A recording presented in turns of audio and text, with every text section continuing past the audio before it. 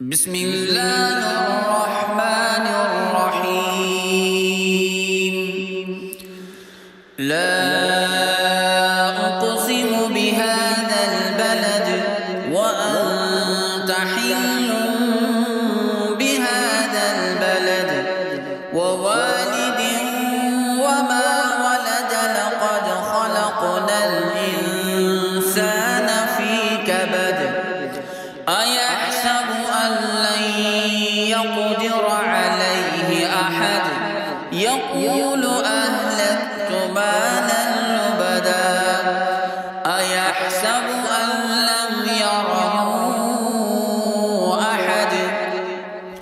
ألم نجعل له عينين ولسانا وشفتين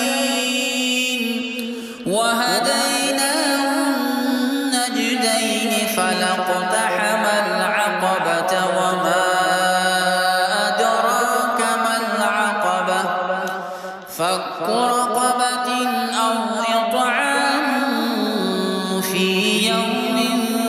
ذي مسغبة يتيما